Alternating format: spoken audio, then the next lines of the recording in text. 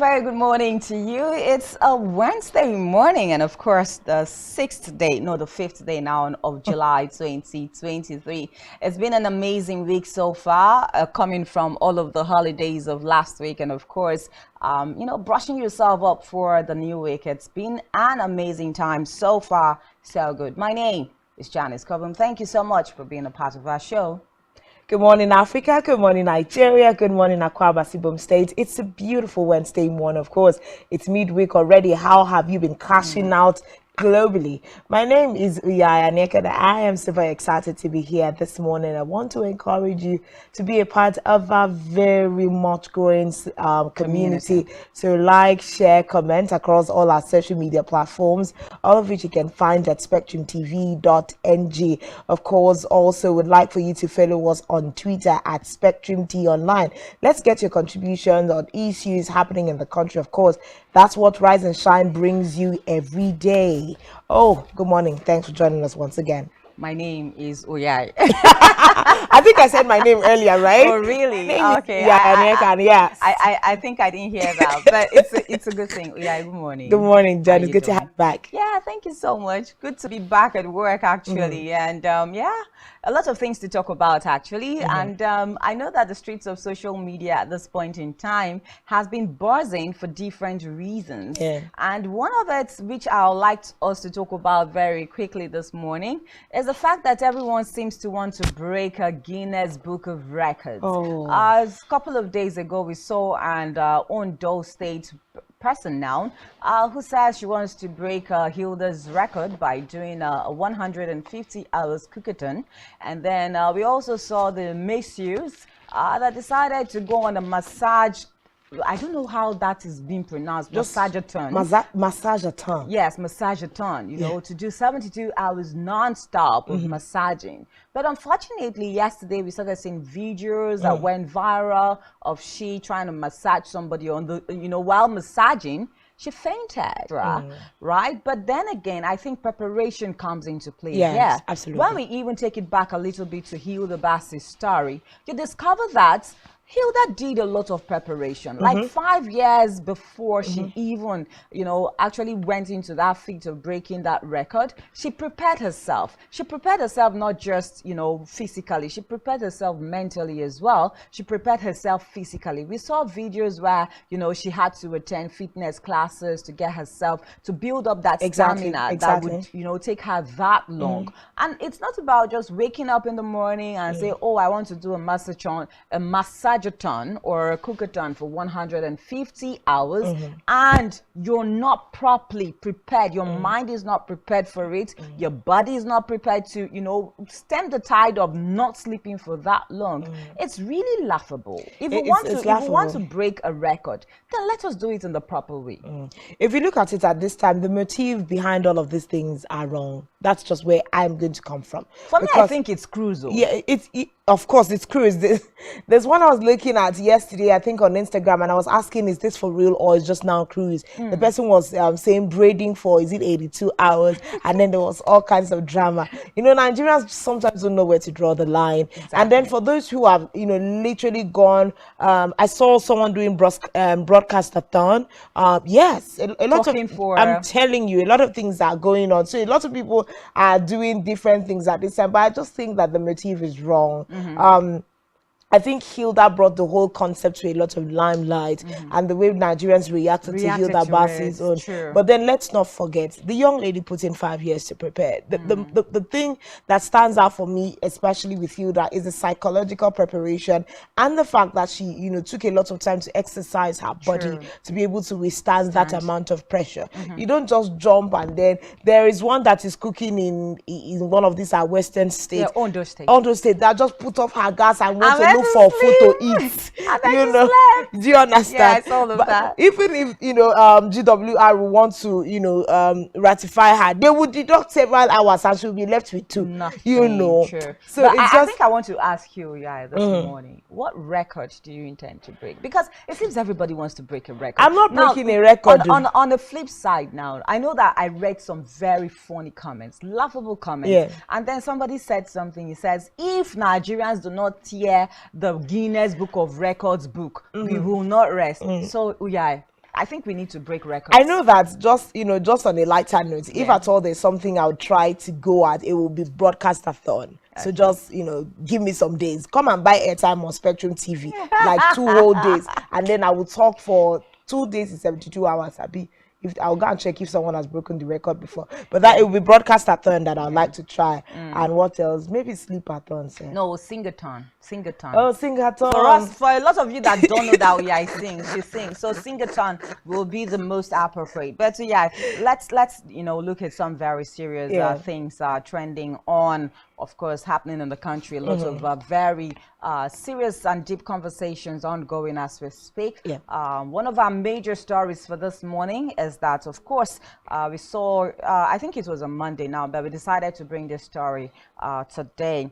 We saw that Tinubu has met with the National Security Advisor talking about Nuhu Ribadu and all the service chiefs at the State House. It is important that we talk about this. Now, and of course, we saw the President General of Police to work as a team to address insecurity. Tinubu also assured them of his 100% support, considering the enormity of the work expected of them.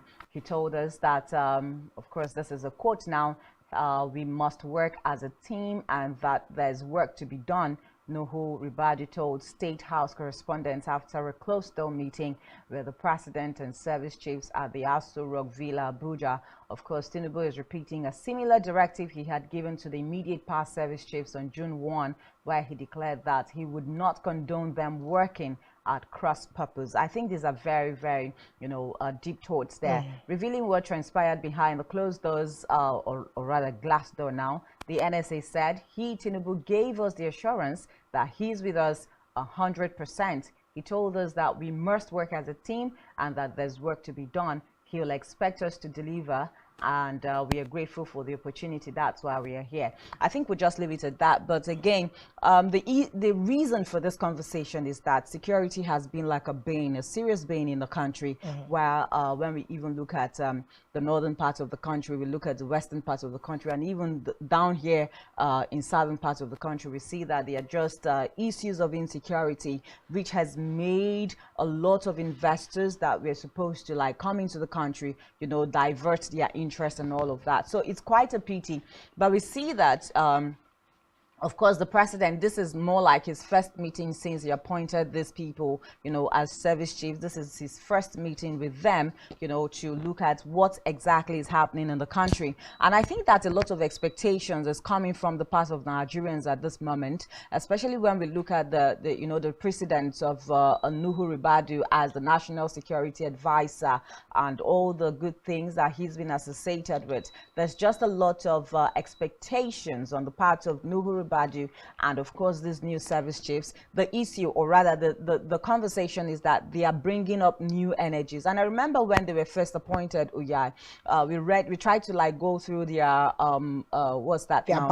bio, and we discovered that yes, some of them have worked with the president before, sometime in Lagos and all of that. And we see that they also have some very good credentials, some very good what now is the word, but they have that level of credibility when you talk about these people going through their bio and all of that. So we find out that there's just a lot of expectations at this moment, right, concerning that's the outcome of the meeting and going forward what the service chiefs and the NSA will be doing. It's important also to get the house in order, as in let everybody know that this is the specific target that we are hitting, as where it concerns national security, so that it's not like the Nigerian police force is pursuing one thing, the Nigerian Air Force is pursuing another thing, but let's all have a collective idea as to what we want to achieve in terms of security in the country. And I think this is something that the president has been hammering on since he came on board and has begun to have meeting with the national security architecture. I remember one thing that he categorically said to the service chiefs and you know some of the security personnel at the time was the fact that do not hold any information that comes to your parastatal. You know, make sure that any information available to you, you make it available to all the other security agencies so that they are well informed and armed as to how they should go about their operations. So when we are talking about teamwork, we are talking about a true state of things. And now when we're even talking about, you know, national security, let's not even forget about pockets of violence here and there. We have the very enigmatic ones. I mean, yesterday we had a former governor of one of the northern states come out to say that the insecurity in the northeast and the northwest is actually aggravating.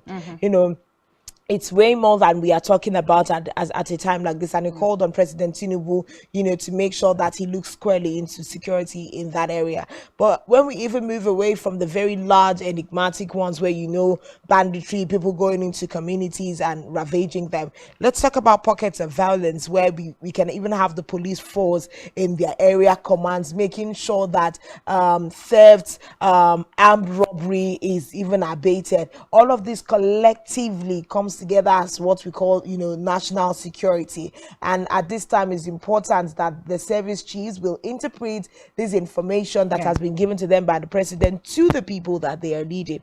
We have even seen the likes of Egbetokun, who has been brought as the, you know, acting IGP, try to put, you know, his house in order. There are new rules and regulations that he's even bringing up just to make sure that the Nigeria Police Force is ready for the work. So this is a good move, and it's all the president is one person that we saw even during his campaign season to be someone who likes to hold strategic meetings with stakeholders. You know, he wants to know who is going to hold, you know, by the throat. Exactly. But that's how leadership should go. That's how it should actually go. When I know that, okay, I have put someone in charge, and then when something goes wrong, I know that, okay, there's somebody I'm going to hold responsible for this thing going wrong. But I like the fact that he has also let them understand that synergy. It's a good one, actually, a good way to start off, a good way to kick off. Let's see how information can be shared, you know, among all of the forces combined together, and then they work with these information and bring out results. Because we are talking about results here, Uyai. No matter how much of strategic meetings we are having in the country, if we have not seen any tangible results, I think that it just makes a little bit of nonsense out of the whole strategic meetings. So let us begin to see results. Now you're even talking about the fact that some northwest. So it means that while we are even having these strategic meetings, there are people that are there unleashing terror on Nigerian citizens. So let us go beyond. Yes, it is good for us to have strategic meetings, but it is another thing for us to put those things into action. What are the call to actions? One of the call to action is the president saying, look, we have to work in synergy, you know, let us work as collective people. But we want to begin to see those things, you know, bring out a lot of more results and not just talk. Well, we've seen Nuhu Ribadu, you know, the NSA boss at this time, say that the president has put together, you know, one of the most formidable teams. He's looking at the fact that some of these hands that have been recruited by the president are some of the best that we have in the country. And the promise is that they are not going to fail the system. They're not going to fail the president. They're not going to fail Nigerians, as they promise to work tirelessly to give Nigerians their lives back. And I believe that all Nigerians need their lives back at a time. I think Nigerians will be the people to say to our judge to say whether this team is credible or it's whatever it is that, you know, the NSA is saying. Okay, so and he's even saying that crimes have begun to go down in the country, you know, since the coming together of this particular set of leaders. Remember that, you know, during the administration of former President Muhammadu Buhari, it was also said that he did a lot, you know, to stem the tide of insecurity in the country. And one of the arguments that was put forward was the fact that, okay, so some before you know, Buhari came on board during the era of Jonathan, we saw that a lot of Boko Haram people had taken over communities, hoisted flags and all of that. And then the Buhari administration came in and decided, okay, they fought Boko Haram tooth and nail and, you know, collected these communities and all of that. But then again, we've had series of, you know, interactions with someone like Yahuza Getso that will tell you that, come on, there are some things that are not even in the public domain that people do not know is happening in terms of insecurity, in terms of even what bandits and Boko Harams are doing in you know, some northern states and all of that. So let's not be carried away by all of the, oh, we are going to be doing our best, when they are actually doing their best as Nigerians will be the ones to testify. Nigerians will be the ones to judge. I just think that that's the way to go. Definitely. But moving on from that, let's get into the education sector. There's been a fiasco happening in the last couple of days where we saw a certain young lady, Miss Soma, allegedly that she gave herself a top scoring number in her JAM results, and there's been different reactions back and forth. There's even been a video of the young girl trending where she said that she doesn't have what it takes to actually have inflated her numbers. I mean, how would she have gone into the JAM server and to be able to manipulate her result by herself? She gave an illustration where, you know, there is. We have that video. That video, right? Ready, okay, we should. yes, yeah, we have that video. Let's take a listen to this. And doing all these results, I went to JAM portal to print these results, and this is what they gave me. This is the result here. So this is my aggregate 362. This is exactly how I printed it. I downloaded it from that site. So they now saying that I forged my results is what I don't know, and I'm traumatized that they accused me of forging my own results, because I'm not capable of this forging results. This is the evidence. Okay, they say that I forged my results. They scanned this QR code there, and it showed another name, a Yoruba name, Omotola Afolabi, 138. And that same person that got 138, they checked again, the person got 338. Meaning that there is problem. There is problem somewhere. So, and we went to Commissioner of Education office on Friday last week. My principal and the educational secretary of Anglican Girls Secondary School, or Anglican Diocese. So we went there. We showed all these results to Commission of Education, both this one and the SMS they sent to me. And she snapped it and sent to the JAMB official. They called back saying that this is a forged result, that I forged it myself, that the JAMB office don't have the record of this. So they now say that I forged it. And they called the DSS over to come to her office. The DSS, they took us to their office and we made our statement there. And they said they will contact us later, that they are going to investigate these results to know where the source came from. So that's what they said. And instead of them to wait for the investigation to be over, they posted that. Well, there's a lot to unravel in this particular story. Hasty decisions should not be made, because if you listen to what the young girl has said, if the barcode keeps giving different results, she's even saying, I scanned the barcode and this is what I printed out. Scanning that barcode again, we saw two different results belonging to one person. Now, even the young girl's assertiveness in terms of, you heard that there was an issue, you didn't wait to confirm, and you're, you know, slamming me with the fact that I forged my results, is actually a really serious case, because the matter is evolving into different direction. Exactly. But the primary call here is for JAMB as a body, the DSS and every parastatal agency that is involved in this to properly, you know, investigate. First of all, let's not forget that this is a teenager that is involved. You need to be careful as to how you frame her in the eyes of the society. She has her whole life ahead of her. When she says she doesn't have what it takes to manipulate the results, well, that could be a plus or a minus situation. But then again, we are seeing the fact that the Joint Admissions and Matriculation Board, JAM, has come out to slam Miss Soma Ejikeme with a 3-year ban for allegedly manipulating the JAM system and falsifying her UTME results, claiming to have scored the highest in the recently concluded development, and explained that the punishment is meant for persons that committed such offense. you know. Well, it's a serious situation. I think I was listening to a Twitter tone yesterday, where some people were giving their 2 cents concerning this matter, and a lot of people are saying that there are even sites, surprisingly, there are sites that you could generate such results and all of that.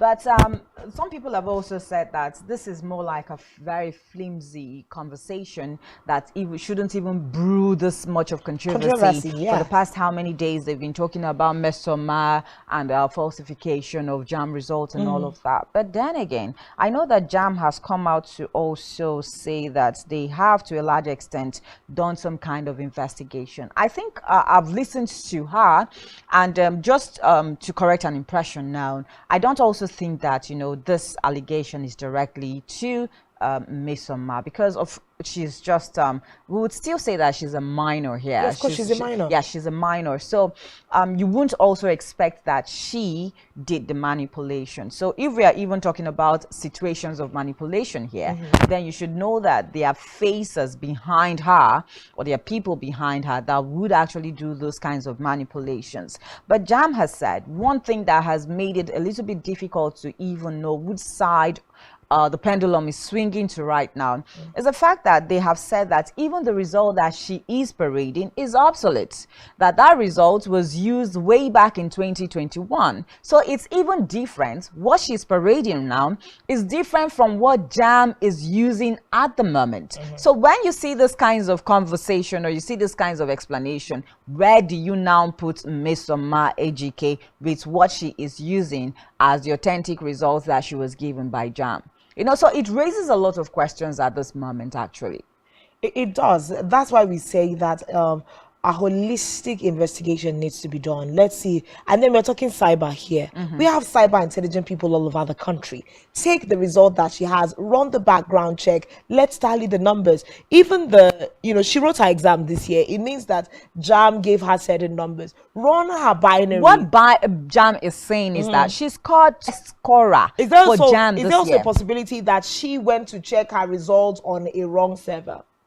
That's also a possibility. If, the Twitter space is saying that some of these results can't be generated on wrong platforms, let's not forget that when initiatives like this come out, we have greedy Nigerians who set up all kinds of platforms to be able to read Nigerians of their monies. So is it possible that, JAM results has come out, and she takes her number, clicks on, JAM, you type it, and something comes out on Google, and you don't wait to make sure that it's actually the official website where you're supposed to find your JAM results, and she imputes her numbers and comes out with that. There's a lot of sides to this. But then again, if I am writing JAM, I should know the authentic site of JAM to check my results, right? But I think at this point, JAM is saying, the allegation JAM is giving to Mesoma is the fact that, look, there are some details that she has that cannot be gotten by any other person unless she gives them those details, and that's why she's being linked to this falsification of result, right? So that's where JAM is coming from. And again, JAM is also saying that, look, if you look at, put the two results side by side, you will find out that there are details on this particular JAM result that carries 249 that are not there on this one that carries 362.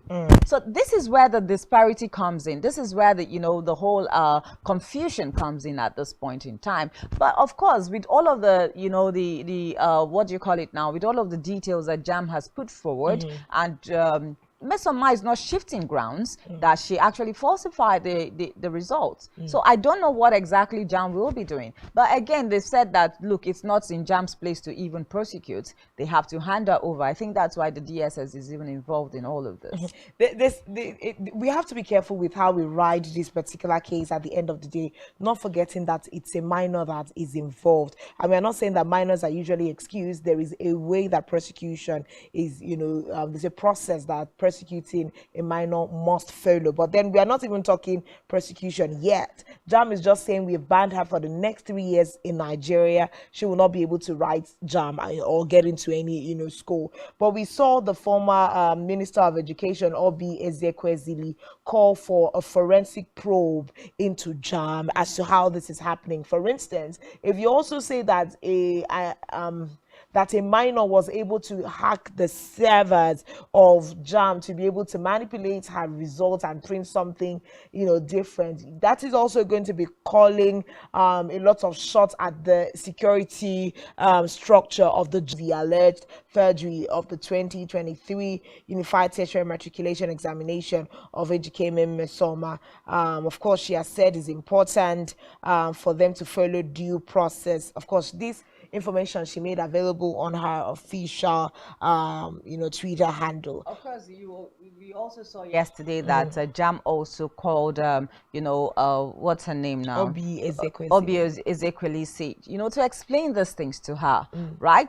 But again, on the flip side of all of the stories, I think one major thing that trended the most is the fact that there were just a lot of tribalistic comments, coming in on this matter. Okay. And it's made it look as if, okay, the Igbos are the ones forging the results and all of that. So there was just a lot of tribalistic fight in between all of this Mesoma's saga with JAMB. But again, I think another argument was the fact that, look, if you're even saying that the Igbos are these kinds of people, what about the actual person that, came the overall first? This person is still an Anambra State person and some kind of narrative. And so in my head, I'm like, where's the link? Jump and enter with obedience and Mesoma, Ejike, and falsification of result. But we see that in all of this, saga, we saw a Bitcoin chief that even promised to give a full-blown scholarship, outside the country to Ejike Mesoma and all of that. And then yesterday too, of course, we saw her father being interviewed, and he said he wasn't going to sue JAMB for anything, and then made mention of the fact that this is a fight that is more like a generational fight, that he won one singing competition sometime in 1996 when Nigeria played Atlanta 96, and he was invited to some Western states like that. So it's more like what fought him is wanting to fight his daughter now. But I think all of that is just on the flip side. Well, at the end of the day, 2 cents will be, we need to be careful with how this is gone, how JAMB intends to go about this. There's a minor involved, we need to be careful. And in the age of when everything is on the internet and everyone has an opinion, when you start lambasting the child, let's not forget how dense the need for mental stability is. You can't start coming against a minor in some of the ways that we've seen people go about it, on the internet. And there is nothing tribalistic about this situation at the time. What if the investigation comes out and the results are different? Will you be able to retract some of the things you're saying? But this is a serious case. If Mesoma is also found guilty, you want to have a psychological analysis of why a teenager would have the impetus to go that far. It's not about Mesoma. It's about the people. You can't expect, a teenager to begin to manipulate her results. They are people. If this allegation is correct, then she should be able to divulge who did, who instigated, right? So those are the people that I know that, the law enforcement agency should be after, and not the minor. Because already it's dangerous when we go back to the fact that there's a possibility of people behind this. You're trying to already a lot of things. But she's actually a very brilliant child. Yes. Someone that takes first all the way from nursery school exactly, to that's what school. She said. She had even said you have a backtrack of her results to go and look. It's not like she just jumped and expected a good result. And calm. Yeah. So we need to be careful with this. But, well, literally, that's all we can take on that particular issue. JAMB has been called upon to investigate appropriately. The DSS, of course, is involved. We expect that they will do due diligence with regards to this particular situation. But, of course, Mary Joseph is on standby to bring us tidbits of global news at the news brief desk. When we return, there's a lot going on in the country. What side are you on? We'd like for you to join the conversation on Twitter at SpectrumT Online. When we return, Rise and Shine continues.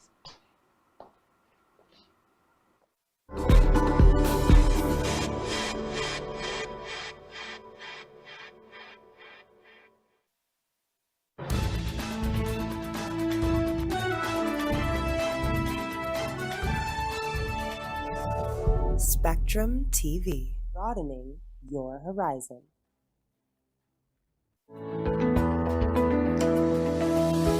Business exists only to meet the needs of the people, but there's an extra advantage if your product and services are pitched on a platform that gives you the added advantage over your competitors. DTH Channel 421 and on free-to-air with a frequency of 12733. Spectrum Television, broadening your horizon.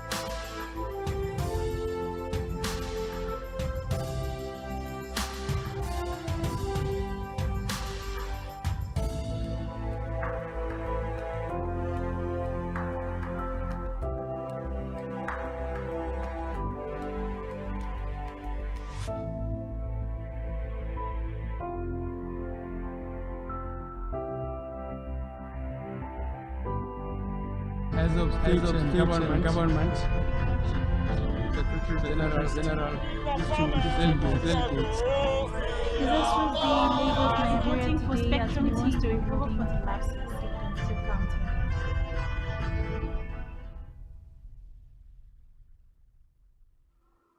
Good morning. You're welcome to the morning news brief on Spectrum live from Uyo. I am Mary Joseph.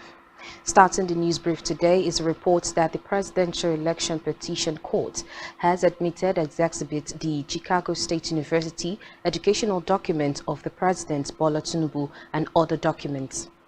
Recall that the court has directed the President through his team of lawyers to open his defense in the petition by the People's Democratic Party and its presidential candidate Abubakar Atiku challenging his election.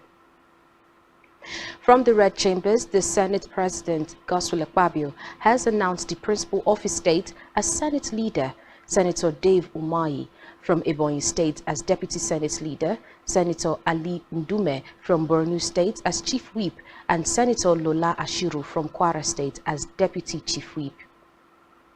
Back here, Akwa Ibom State Governor Pastor Moino has reiterated his commitment to keeping his social contract with the people by ensuring that he does his best to implement the programs as encapsulated in his Arise agenda.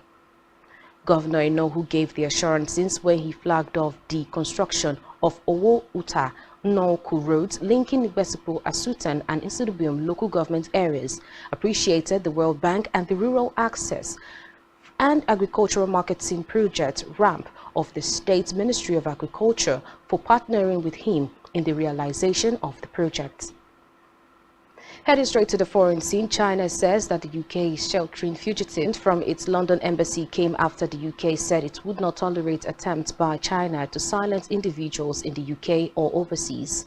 Reports say that the aides left the former British territory after Beijing imposed a sweeping national security law in 2020.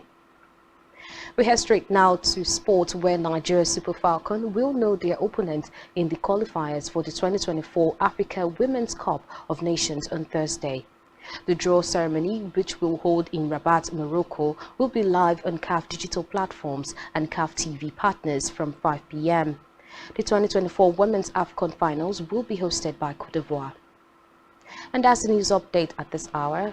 Up next is Prize and Chant with Janice and Uyai. Do have a wonderful morning.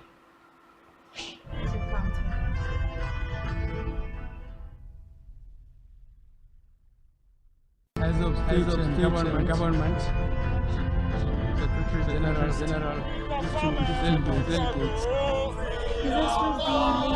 Voting for Spectrum TV to improve voting lapses to counting.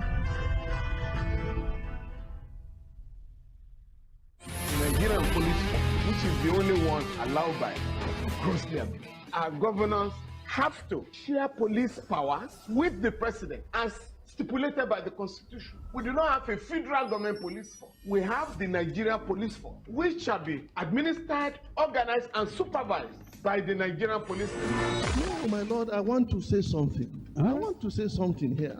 Perhaps it might also enlarge the scope of people who should be invited here for examination. My lord, if we cannot find those who literally murdered Abiola, who are those people who could be said to be the beneficiaries of the death of Abiola? Rogers has linked you with some of the killings he did. He never did. He linked you with the attempted murder of Hebrew. He did not. My lord, the matters counsel is leading the evidence in our matters. Is this an adversary proceeding? It's not, my lord, but we can't be talking about cases which are in court. Is this an adversary proceeding? It's not, my lord. These cases are in court, my lord. I'm just reminding you, lordship. My lord, sorry, my lord, I think I'll be in cross-examination. Legally Speaking, a program that deals with legal issues and questions we face as citizens of this amazing country, Nigeria. Legally Speaking. Join us every Friday from 5 p.m. to 6. Society is premised on the quality of relationships forged by its inhabitants. The health of these relationships determines how well people, relationships, organizations thrive and how long they stick together.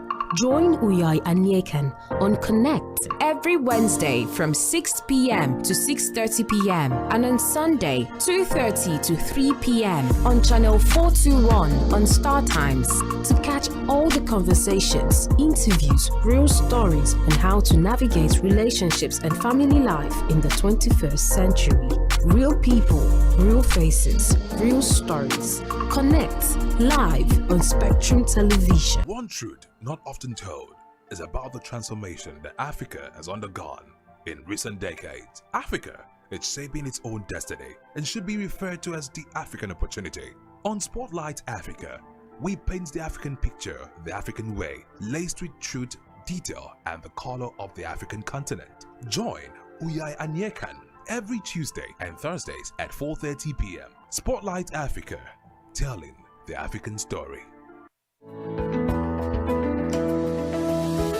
Business exists only to meet the needs of the people, but there's an extra advantage if your product and services are pitched on a platform that gives you the added advantage over your competitors. For your desired return on investment and so much more, advertise on Spectrum Television, on StarTimes DTH Channel 421 and on free-to-air with a frequency of 12733. Spectrum Television, broadening your horizon.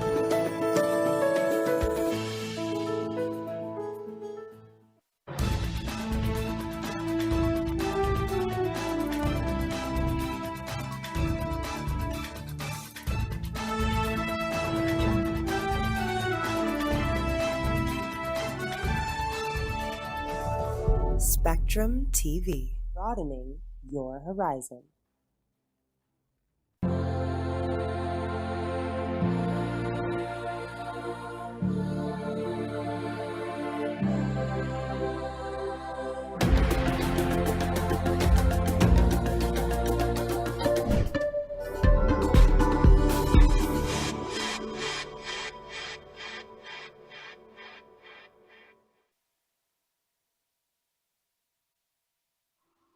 Many thanks for still being there. Of course, this is Rise and Shine, and we just came off the news brief desk with Mary Joseph giving us some global tidbits of what's happening across the country.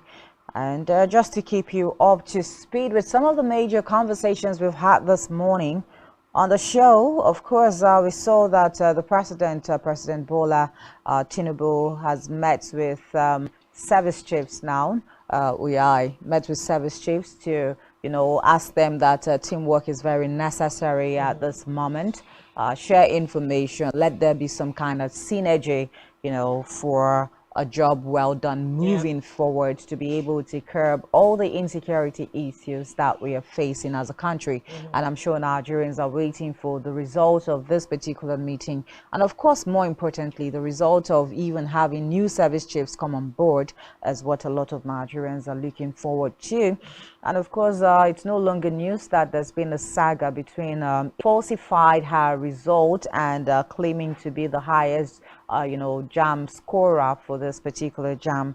And of course, we saw that her parents are also saying that they're not going to sue JAM. And JAM, on the one hand, is saying that she's going to be barred, from writing JAM for the next 3 years and all of that. But of course, we want to see the end of this matter. I know that Nigerians are waiting. Now, there's also the issue of, not believing in the institutions in the country anymore. And that's where a lot of Nigerians are coming from, that they do not believe in some institutions in the country. And that's why some people are out, falsification of results. But Nigerians will like to also know, the end of this matter as well. But that's, some of the major issues we've had, conversations we've had this morning. But very quickly now, we'll see what the papers have for us, the front page of our national daily. So let's take Daily Spotlight next.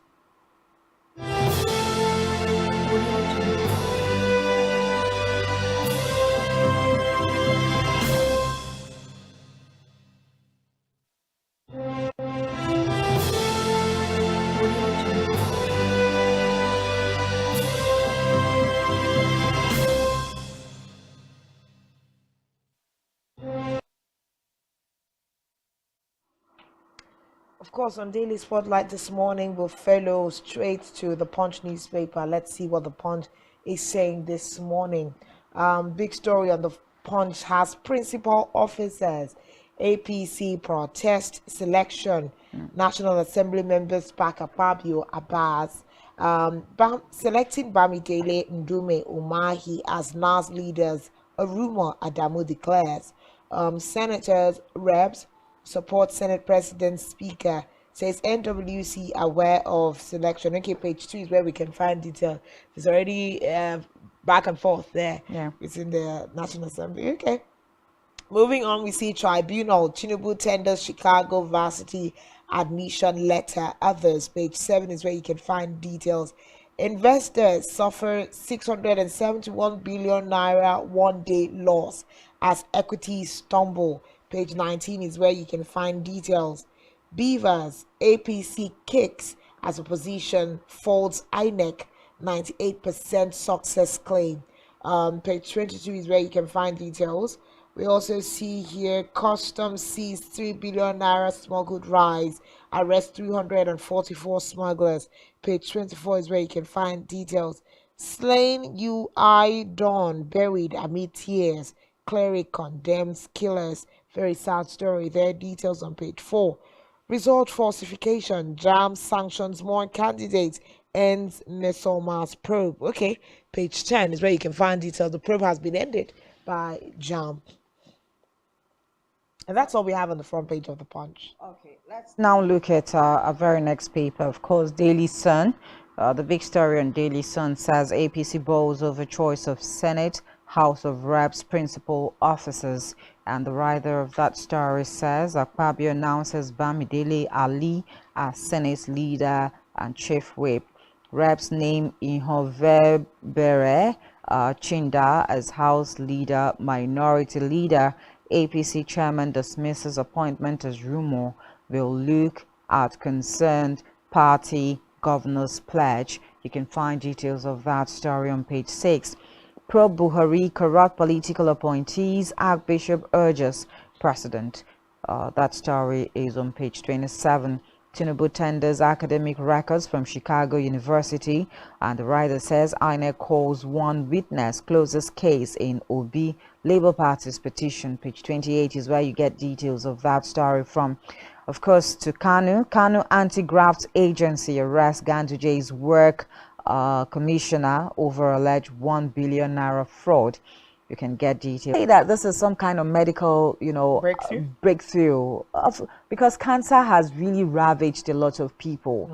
Page 29 is where you get that story from. Despite challenges, we are on path of success, says Tinubu. Page 27 is where you get that particular story. Alleged JAM fake result. I stand by my daughter, says Mesoma's father. And the writer says she's banned for 3 years. Of course, you can get more details on page 5. Let's move forward now. 2023 election. INEC admits facing challenges. And the writer says assembles 427 lawyers to prosecute 215 electoral offenders. We also have, as part of the stories on the front page of Daily Sun, NDLEA, UK's crime agency, signed pacts to fight drug cartel. And we also have Igbo hold talks with Delta governor, promise continuous investment in state. That's a story you can get on page 28. All right, those are all the stories that we have on the front page of the Daily Sun. Okay, moving from the Daily Sun, we're going to be looking at the Nigerian Tribune. Big story on Nigerian Tribune. Presidential election court. Tinubu tenders educational records from Chicago State University and US visa to open defense today in Obi LP's petition. INEC closes defense, presents documents. Page 15 and 21 is where you can find details. Makinde presents as Makinde present as Afenifere leaders meet to unite Adebanjo and Fasoranti. Page 15 is where you can find details. 2023 elections, why INEC won't respond to EU report Atiku Obi Yakubu. Says police findings on axed Adamawa wreck ready. Okay, page 5 is where you can find details of that. UTME score controversy, how Ms. Zoma was helped to manipulate results, jam allergies. Page 8 is where you can find details. I mean, that sounds like JAM has been able to show us how that was done. So details can be found on page 8 of the Nigerian Tribune. Robbers storm Mina Palace, shoot 2 guards. Page 28 is where we can find details. Able to tenders 8,000 documents against our building before tribunal. Okay. APC disowns Bamidele, Umahi, Ndume, Ihovere. Others as Senate reps, principal officers emerge in 10th NAS. Page 21 is where you can find details. And that's all we have on the front page of the Nigerian Tribune. We go over now to the very next paper. Let's look at what the Nation newspaper has for us this morning. The big story on the Nation newspaper says presidency, governors back Bamidele, Ndume, Umahi. And we have the writers saying critical stakeholders consulted, says Senate leader, how majority, minority principal officers were picked. All of those details can be found on the Nation newspaper. We also have fund. Zulum buys 80 luxury buses to ease transport costs. Still talking about fuel subsidy removal there. Tinubu witnesses begin oral testimony at tribunal. And the writer says 14 documents comprising U.S. letter on APC candidate admitted in as evidence. INEC set to file charges against Adamawa wreck. Of course, the writer says action to happen in days. We cannot wait for that. Bank of America, that's one story on the front page of the Nation. And I think that's just about all the stories that we have there. Okay, moving on from the Nation, let's go to the Vanguard newspaper this morning. Front page of the Vanguard, big story there, of course, is still on the 10th NAS and says APC disowns principal officer, Senate leader Umahi, Deputy Dume, Chief Whip Ashiru, Deputy Chief Whip Nengi, Dixon Aliero, Tambiwal dropped. Akpabio asked lawmakers to focus on what brought them to Senate. Not even an SMS, says Senator Musa. Okay, we'll constitute special standing committees before end of July, says Senate leader. Abbas named Ihovere majority leader, Shinda minority leader, as PDP LP NN 4.9%, 22.8%, says MDS. Page 19 is where we can find details. Alerts 1 billion naira fraud, court remands ex-governor Ganduje's commissioner. Page 8 is where you can find details. Presidential Tribunal, Tinubu tenders 17 exhibit to defend his election victory. We also see here alleged anti-party activities. Court okays ex-governor Goje's expulsion from APC. Page 8 is where you can find details. 2023 polls, INEC engages 427 lawyers to prosecute 215 electoral offenders. We also see here Obey seat at home, face closure. Enugu government tells traders and businesses. For sports, we see Super Falcons to know opponents tomorrow. And that's all the stories that we have on the front page of the Vanguard. We'll take our last paper for this morning, and that's the American payment system. We also have the big story that talks about the 10th Senate. Bamidele is new Senate leader. Mwa Kwam leads minority. Of course, we see that the writer says Ndume, Umahi, others emerge. Principal officers. PDP alone can't determine minority leaders as new leader. We also have KB Senator declares process of emergence not transparent. Those are the writers to that particular story there. IG orders deployment of 35 CPs to state commands and formations.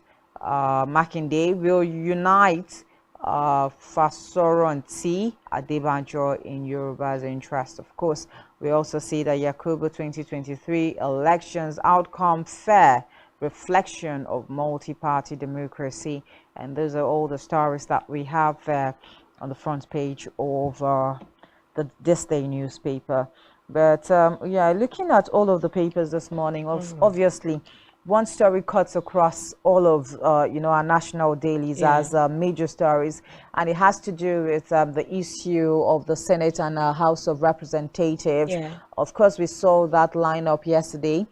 We even took it as news, that the Senate president has elected senior officials now to the Senate and the reps and all of that. And it's quite surprising to see that the National Working Committee of the APC under, their national chairman now, Adamu, is coming out to say that this information is a rumor, according to him. I was just reading up something here where he says that it says the national headquarters of the party of the NWC has not given any such information or communicated about the choice of officers until we formally resolve and communicate with them in writing, which is the norm and practice. The Senate President, Speaker or the Deputy Speaker is not from this secretariat. He also went ahead to say that we are going to formally inform you that we are going to have a caucus. For quite a time, there has been no caucus in place. The caucus has been reconstituted according to the constitution of the APC, and we will be discussing that with you as governors. You know your states more than we know it, and all of that. But it's quite not very palatable story to hear this morning. We do not quite understand the intricacies of bringing up or electing officials into these key positions when we talk about the Senate and the reps. But again, I would also think that the constitution that puts together the House of Representatives, or maybe the 10th Senate as it were, has its own ground rules as to how these people can independently choose their officials or elect their officials. But then again, I think we saw something here on one of the papers that says that the process of even electing these officials were not transparent. Obviously, we would have this back and forth coming, especially when we are talking about things of interest. Now you find I think Aminu Tambuwa was one of those that were pushing under the PDP now to become to have, I think, minority leader now. Yes, Senate minority leader. And we had the likes of VK and Alhaji Atiku Abubakar in the picture again, this time around. But I think that these houses, the Senate and the Rep, should have like an in-house mechanism to be able to on their own do this kinds of give these kinds of offices. On the flip side also, we are going to know that not all the senators are going to be necessarily satisfied by who is handpicked as an officer within the Senate. So this also might give room to some of the discrepancies we are seeing, because I mean, it literally now looks like the Senate is divided against itself. Some people are saying we didn't even get as list as a text message to even know that these appointments or these selections were going on. But then when you're like some of the processes you're talking about, whose prerogative is it to make this selection? If it is in the absolute powers of the Senate president, then you cannot fault who he has picked. Or then again, these officials of the House, are the Senate members also supposed to elect based on who has been selected? These are conversations that need to be broken down. Not that the Senate, this is the conversation where we need to say we have really gone beyond politics. It's time for governance.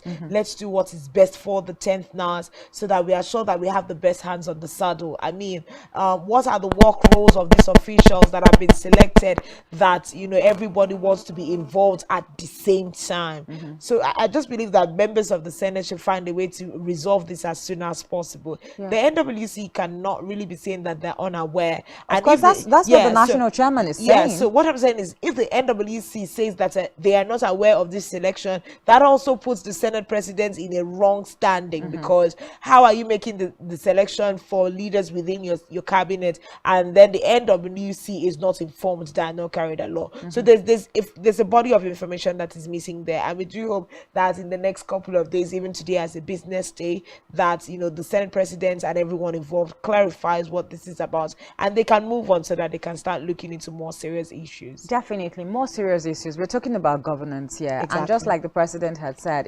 politics is over. It is now time for us to, hit the ground running and do due diligence, do governance and all of that. So it's quite a pity that we see, and not palatable at all, that we see that this back and forth is happening. The list of people have been mentioned already. They are in the public domain. And so we are going to see what will be going on moving forward, coming from the fact that, the national chairman is saying that, they are not aware, the National Working Committee is totally unaware of this kinds of elections. So let's see what goes on from here, if these names will be changed or it will still be the same people that were announced as of yesterday. But this is the much we'll be able to take on the segment of Daily Spotlights. We'll now take a breather, and of course when we come back, we'll be joined by our guest joining us virtually from Lagos State this morning. We're talking waste. Now, of course, that will be our focus conversation for this morning. Let's take a breather. We'll be right back. Don't forget, it's still Rise and Shine.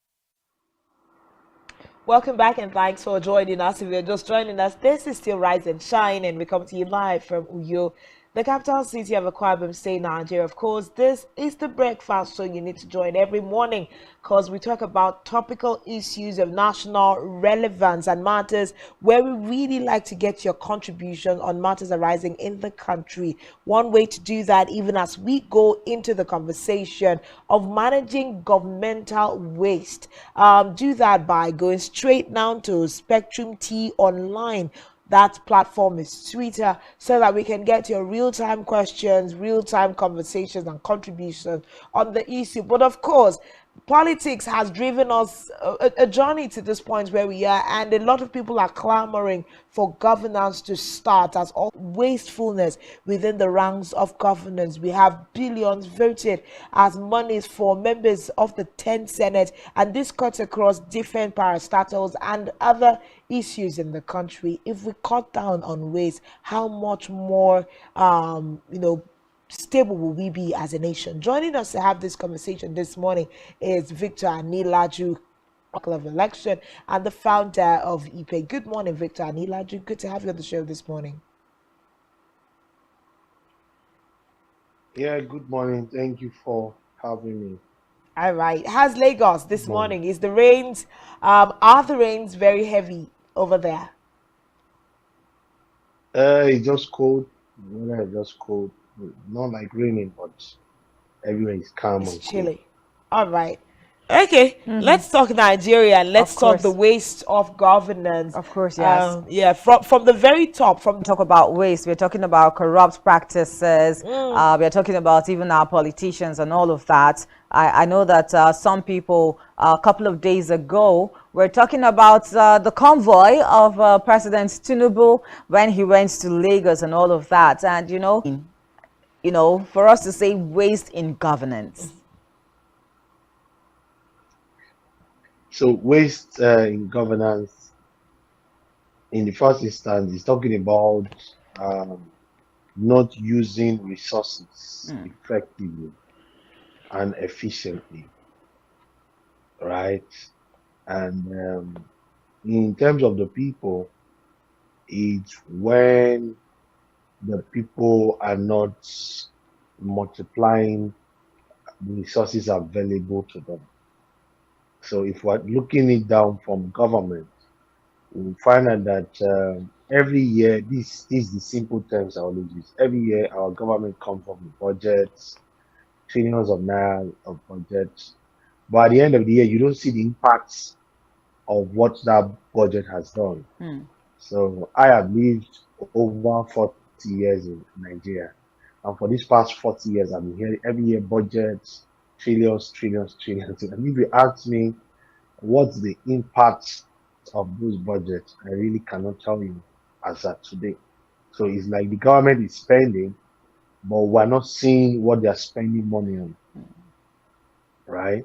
So Buhari regime for 8 years took us into, let's say, as of today, we are 77 trillion naira debts from about 40 something.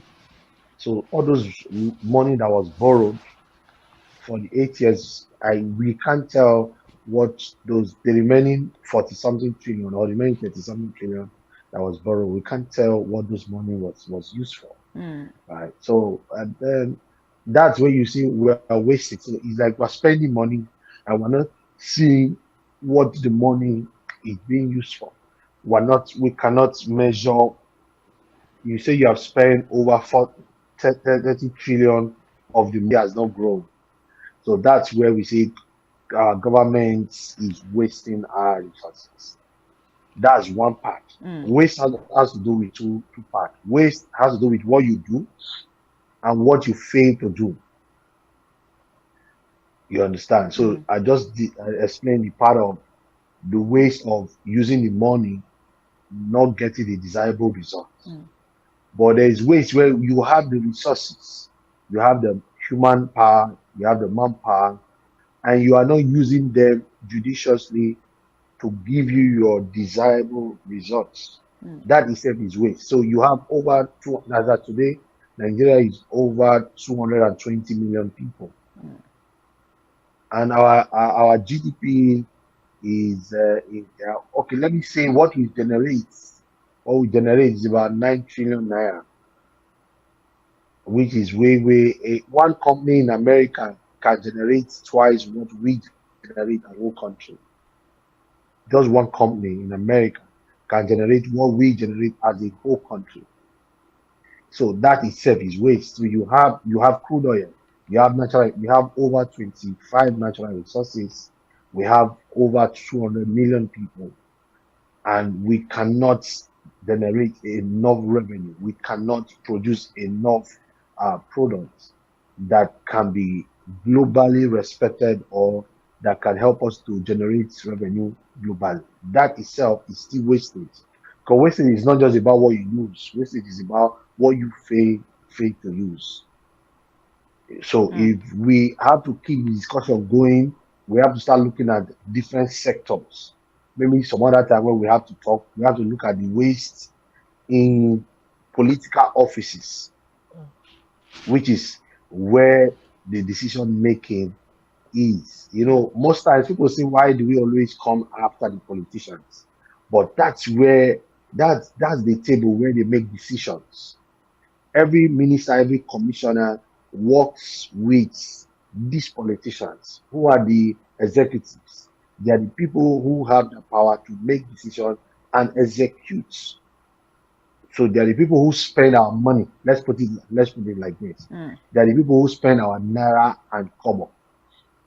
Right? So if you understand that, it will not make you to know, okay, in every office of the government, because when it comes to waste in government, I'm not just talking about the president.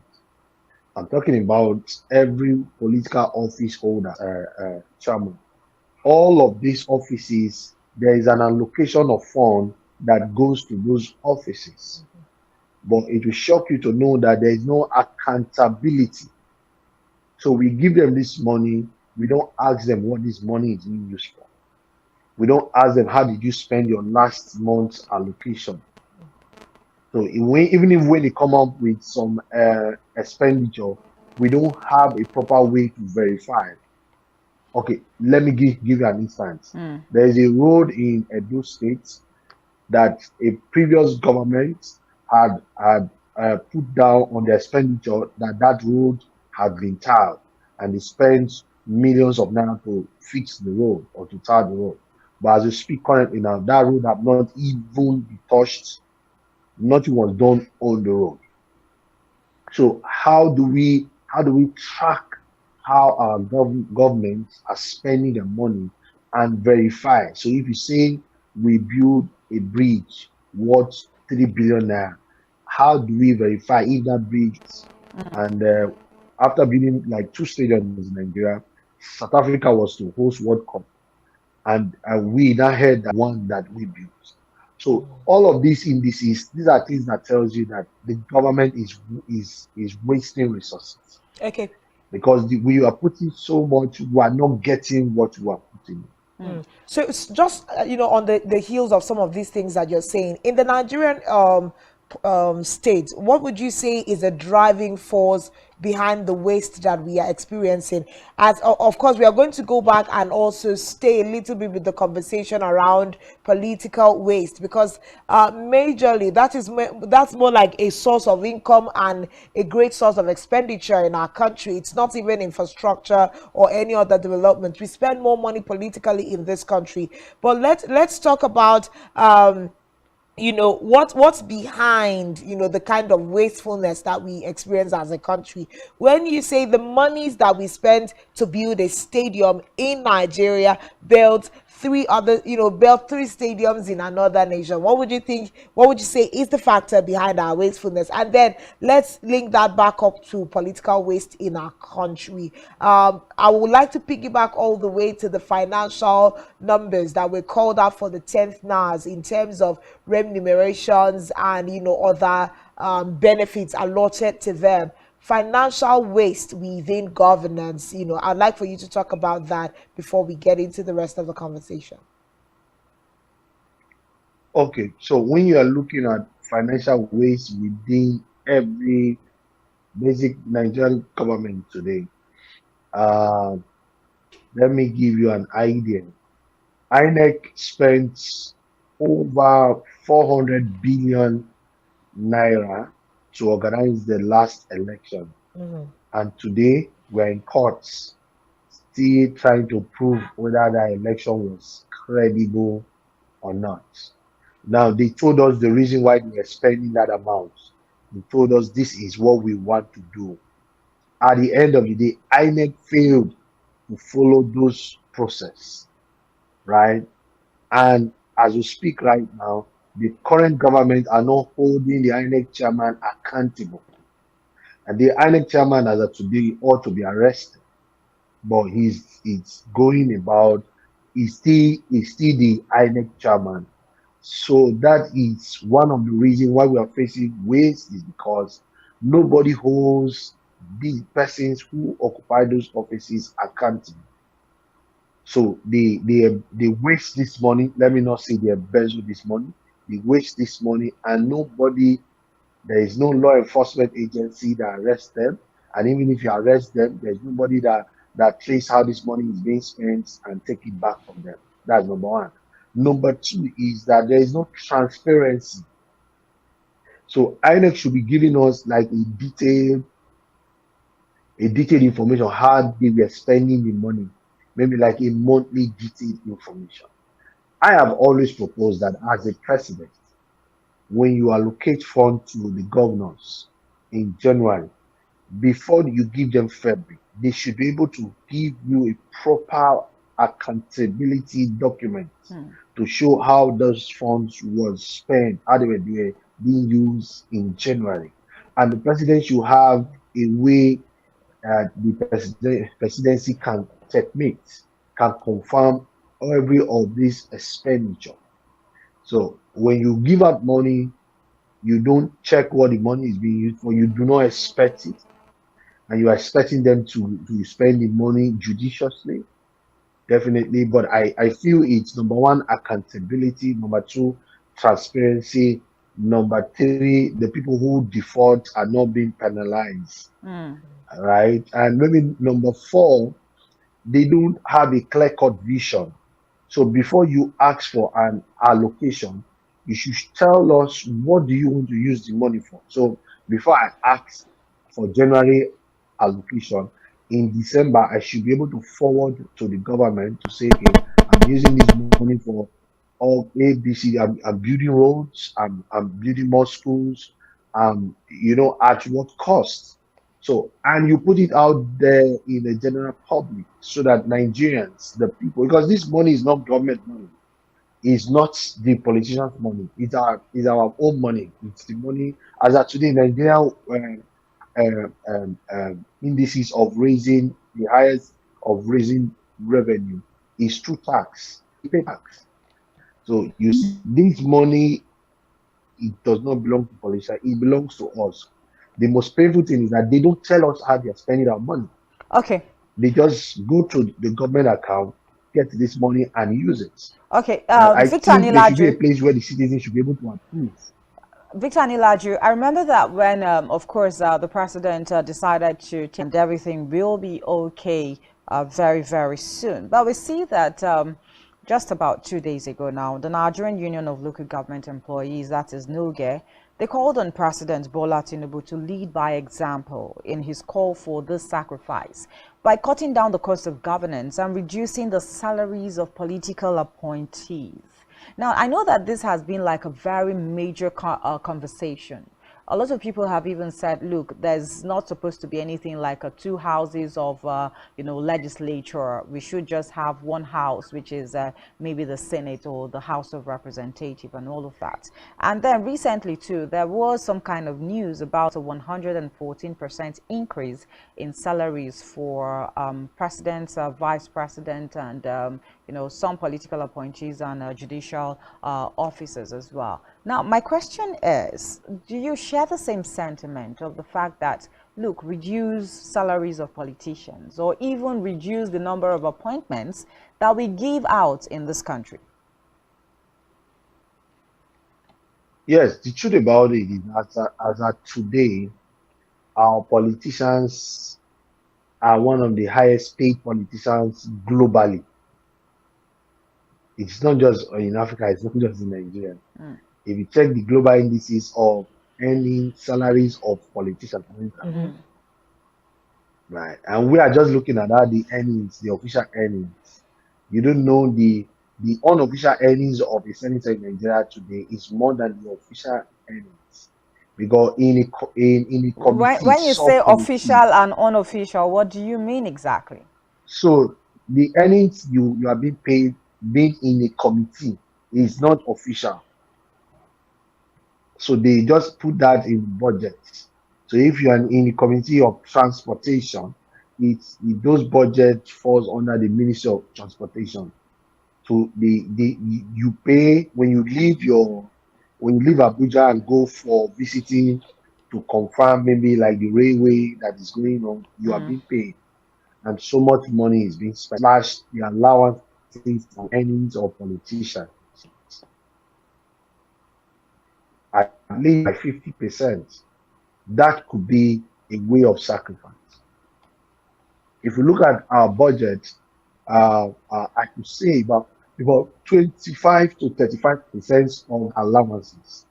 Now, if you look at the unofficial, it will be giving like 60 to 70%, because most of the federal government contracts are being given to these same politicians. There are allocations that are being given to them. So you find out that the politicians, being a politician today in Nigeria, it's a business.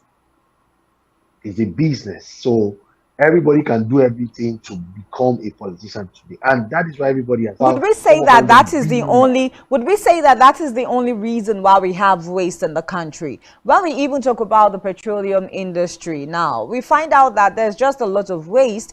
There's also the issue of multiplicity when we talk about MGAs in the country. Yes. So you find out that 2-3 agencies are doing almost the same thing. And are also going to be having bills sent to them. Of course, yes. So we are dividing the monies that could be put into one thing, sending it on the same job in 3 places. In 3 places. So that's why I told us from the beginning of this discussion that the ball falls within the politicians. If the politicians wake up today and say, no more, we want to be running direct transaction. So if you want to pay any tax, just go to a particular website and you pay any tax you want to pay. Anything that has to do with government, don't pay into any account, you go online. I have also proposed what I call the e-government system. The e-government system is that every pen, naira and kobo that the government must earn will follow a particular channel with not agencies. Agencies are just there to provide services. But when you want to pay, you pay through one particular channel. And every day, Nigerian citizens should be able to see how much came into the coffer of our government through tax, through whatever earnings or whatever earnings we should have preview to it. It should be an online platform where Nigerians can go to say, okay, how much do we make as a country today? And they will see the number of persons who pay tax, they'll see the number of VATs that came in. It is possible to be done. With that, when you create that kind of platform, you will solve the issue of waste over 50%. Before we start talking about how we spend money, and not just waste about money done in 1 week, it will take us like 1 year. Construction work like the Lagos Ibadan Expressway have been there since Obasanjo's tenure. Obasanjo's tenure is like over 20-something years ago. It was during Obasanjo's tenure that he started the Lagos Ibadan Express Road. And to date, they are still doing construction. As last week, there were heavy traffic there. You can spend 4-6 hours there. Still because of construction that started over 20 years ago. So the waste of time is there, waste of money is there, waste of human capacity is there. Nigerians are no more believing in the government. We are traveling abroad. Because when you graduate from school and you cannot apply those knowledge, it becomes waste. Yeah. So you find out the waste syndrome is even bigger than the corruption syndrome. In fact, it's waste that give road for corruption. a project or a contract that should be done for 10 billion, and you go now, you quote for 100 billion. 90 billion is going for what? Corruption, which is waste. So we, as a government, we need to find a way to cut off all of these excesses, all of these waste, right? If we're able to do that, we will get it right. But now let's help the government. NNPC, Let's help the government now, Victor and Ilaju. Let's not just say as a government we need to look for ways. Let us profile ways for the government. What are some of the ways? What are some of the ways that we can begin to curb or block those loopholes where waste is coming from? okay, so first I think before we even go to blocking the waves, Victor, I think before we even get there, because that's where like we'll land the conversation, we really need to prefer solutions. Something you said in the last lap of conversation is showing us that the fact that we do not go back to look at assignments that we've given people. There's a proper English word, but it's keeping my mind. Accountability, transparency. Yeah, we need to go back and look at that. We just send people on air and leave them to run, and we do not go back to go and check these things, hence the waste. But let's stay a little bit on something that is eating deep. Brain drain in all sectors, waste of human capital and resources in the country is a major issue. Now, where I want to tie it to is that even this morning across the national dailies, we are having a fight as to who should be given an official role within the 10th NAS. People are thinking, oh, you are too good for the job, I'm better than you at the job. It's all, rounding up as waste of human capital. Let's not even go to the fact that sometimes we have people within Nigeria who can get the job done, but will rather employ expatriates to come into the country, pay them in dollars, take the money back to their own societies. So how do we balance out human capital and resources within the nation?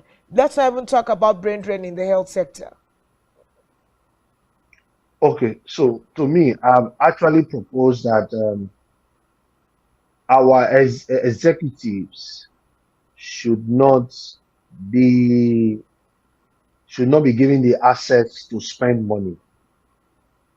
So how do I mean is that as a governor, you should only have the decision on what road to be constructed. You should not be the one paying the contractor. So we should have what we call development bank. So it's that development bank that will handle the supervision and also the payment of that construction work. So what a governor does or an executive should be doing for us now in this country is to say, we need 9 bridges in a state. The Ministry of Work should come up with the design and get the contractors that will do it, and let the development bank be the ones to release funds and also monitor the development of the construction of those bridges. That way, if your money is missing, you can hold the development bank accountable. Let's take, for example, now the monies that we can't find within the economy today. Who do we hold? We'll point finger at the governors. Governors will tell you that they gave contracts, the contractors did not execute the contract. So, and because we don't know who to hold responsible, everybody just let it fly. We should know who signed a contract, and the person should be different from who pays the contractor.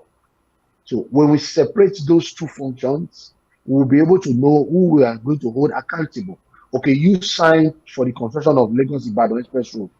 You are the people who paid the contractor. And this is the company that is supposed to verify or confirm if those or supervise if that construction was effectively done. Then, if you now know that the problem we're having is that it was overpaid, you know that you are holding the development bank responsible. If you know that the contract was not properly signed, you know that you are holding the executive responsible. But we have given the executive too much power. They decide the projects to do. They decide who does the project, and they decide at what cost that project will be done.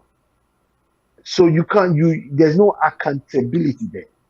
Now, when you have not been remitting funds to federal government, the excuse they gave is that most of the funds they were using it for fuel subsidy.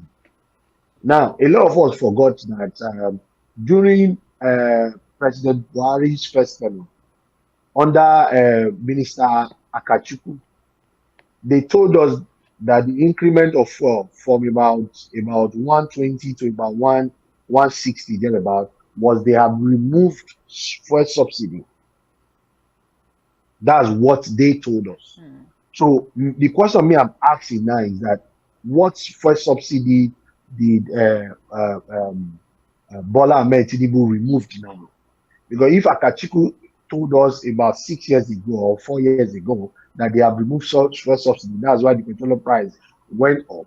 I'm still wondering what is going on as of today. But guess what? Well, the issue of Nobody's fuel holding subsidy anybody has been accountable. even removed from the time of course, former President Olusegun Good luck. Obasanjo. So it's more like it's been like a gradual removal. So Bola Ahmed Tinubu is doing the final removal as we speak.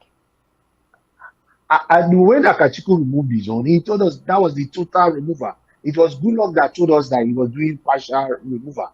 Don't forget, when Goodluck increased from about 16 naira to about 120, that we had protests all over the country. That was a full removal. He now reduced it to about 80 naira per liter. They told us it was partial removal. That's what they were using to do UWIN and some other projects. When Buhari came in, there was a full removal under Akachuku to about, that's what brought it to about 160, right? So my question is that taking it to 500 naira now, what subsidy was that? Just tells you that those money, there was no subsidy removal. They just only increased the pump price of fuel so that if you import into the country, you can make maximum amounts of profit and you can sell at any cost. And we're still hearing by the end of July, there's still going to be an increase. Why do I have to bring all of this here? Who do we hold accountable? Okay, now let's quickly begin to look at solutions, because when we even look at the burden of the cost of governance in the country, you find out that it's so debilitating, and it has actually plunged the economy of the country downwards. Let's look for proper solutions to how we can actually reduce this cost of governance, the burden of the cost of governance. Transparency. Any money that leaves the government account to any individual or to any parastatal, it should be put out there for the public to know, and what that money should be used for, and who, in terms of the person that received that money. During Buhari's regime, every local government chairperson was receiving at least 150 million naira. I'm just saying the list. Some receive about 250, 280 million every month. Go to your local government now, you can't find a pothole that was constructed with that money, and nobody's holding anybody accountable. So my issue here is that the government should be able to publish to us to say, we gave XYZ so and so money. The money was received by Mr. or Mrs. A, B, C, D in their full name and the amount they received, so that you can even see that person, walk up to the person. You just received 100 billion for our local governments this month. What's the money meant for? But Nigerian expenditure is done in secrecy. So transparency will be way forward. When I mean transparency, not be transparent within the government sector, transparency to the people, so that the day-to-day Nigerian can go anywhere to ask for the statement of account of their local government, and they can have it. That they can even form a system whereby any amount that goes into your local government, the people in that local government should receive an alert that XYZ amount had come into your local government and so that the people in that local government will be aware. As you are seated there, the local government where your station is right now, there have been earning hundreds of millions during Buhari's regime. I don't know if Bola Ahmed will continue in that same way, but no, we don't even know. We just heard that governors have received allocation. We just heard that some local government have received allocation. Who is the So local aside government from chairman? You transparency, don't even know. what else should we be looking at? What else should we be looking at as solutions to, you know, the cost of governance? So, okay, maybe what we're doing now, we should start penalizing those who have defaulted, and which I know that right now might not be possible, unless maybe the president comes in and says, from today going forward, any person that wastes our resources, that's what is happening in China.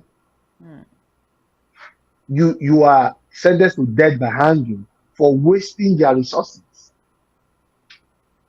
So even in Malaysia, that's what goes on. They're sentenced by hanging, public hanging, for wasting their resources.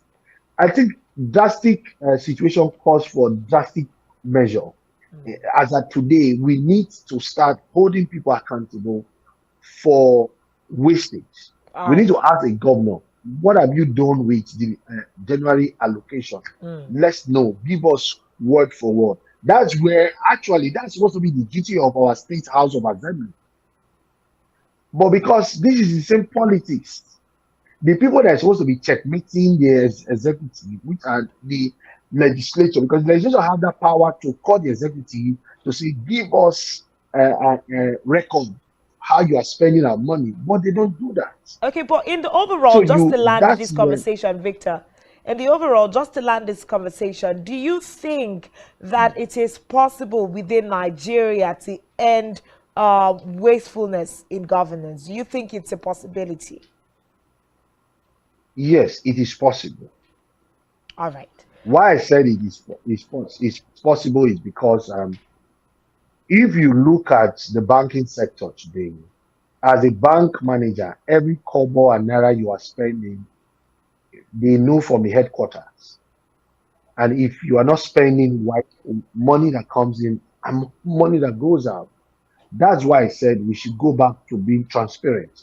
All right. Let's have a system that can penalize people who default in managing our resources. All right. Thank you so much, Victor Anilaju, for joining the conversation this morning. A lot of pertinent issues raised and solutions also preferred in how to manage wastefulness within governance. Thank you so much for giving us your time on Rise and Shine this morning. We absolutely appreciate you.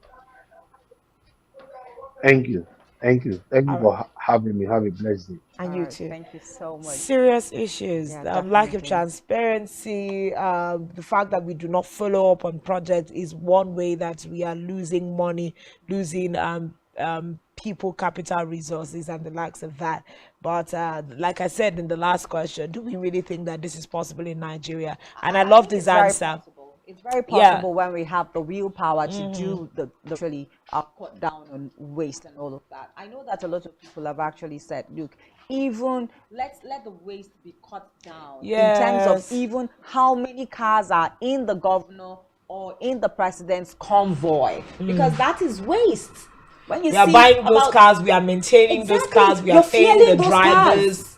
A lot of things. Sometimes those cars drive empty, just the driver in it, and yet it is part of the governor or the president's convoy. It's the safety of the lead men that we're looking at. Well, but there's a lot of issues. We can always take your contribution on all of these issues on our social media platforms, because we really need to know what Nigerians think about waste within governance. But then, if we set the systems in place and allow the systems to work, we will definitely cut down to a very large extent, waste within our circles. But that's the much we can take on Rise and Shine this morning. It's been a really beautiful journey with you, paying attention and being part of this conversation. Thanks for being a part of Rise and Shine. My name is Uyai Aneka, and I will definitely do this. Name is Janice Coven. Have a great day.